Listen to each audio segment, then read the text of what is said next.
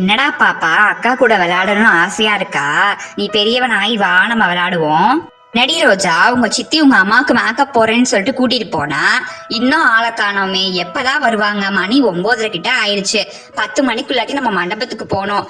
நீ போய் உங்க அம்மாவை சித்தியை கொஞ்சம் கூப்பிட்டு வரியா? நான் கூப்பிட்டேன்னு சொல்லி கொஞ்சம் சீக்கிரமா போய் கூப்பிட்டு வாமா. இன்னும் ஆளை காணோம். எவ்வளவு நேரம் ஆயிடுச்சு பாரு. பாட்டி, அங்க பாருங்க, கண்மணி அத்தையே வந்துட்டாங்க. ஆ, என்ன கண்மணியே வந்து நிக்கிற மாதிரி இருக்கு. ஓ, நம்ம பொம்மையா இது? பயங்கரமா மேக்கப் போட்டிருக்கமா, கண்மணி மாதிரியே இருக்கா. தேங்க்ஸ் அத்தை, நான் தான் மேக்கப் போட்டேன். எப்படி கண்மணி மாதிரியே இருக்காளா? உங்க மாமியார் நம்பிடுவாங்கல்ல? நம்பிடுவாங்க தான்.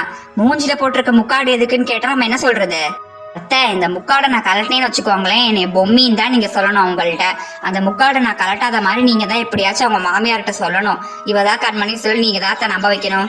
அதெல்லாம் நம்மளுக்கு ஐ வந்த கலை, பொய் சொல்ல நம்மளுக்கு தெரியாதா என்ன? சரி, அதை விட லக்ஷ்மி, இந்த சொக்காவை நீ எப்படி தச்ச? கண்மணிட்டு இருக்கிற மாதிரியே இருக்கே. இவ்வளவு அழகா தச்சிருக்கமா, நல்லா இருக்கு. அங்க ரொம்ப அழகா தச்சிருக்கீங்க. நானும் ஒரு லெஹங்கா தச்சுக்கிட்டேன், ரொம்ப சந்தோஷம். கண்மணி வந்து என்கிட்ட டக்கடிக்கு கொடுத்தா, அப்ப நிறைய வேஸ்ட் துணிலாம் கொடுத்தாலா, அதை வச்சு அப்படியே தச்சுட்டேன் இவளுக்கு லெஹங்கா.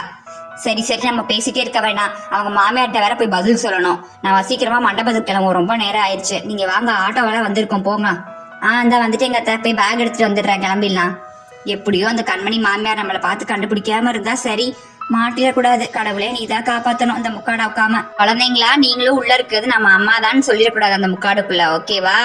யாரும் சொல்லிடாதீங்க. நல்ல வேலை நீ சொன்ன, இல்லைன்னா குழந்தைங்க சொல்லிடுவாங்க. இப்ப கண்மணி யார்கிட்ட போய் என்ன சித்திரவதை அனுபவிச்சுட்டு இருக்காளோ, எனக்கு நினைச்சாலே ரொம்ப கஷ்டமா இருக்கு.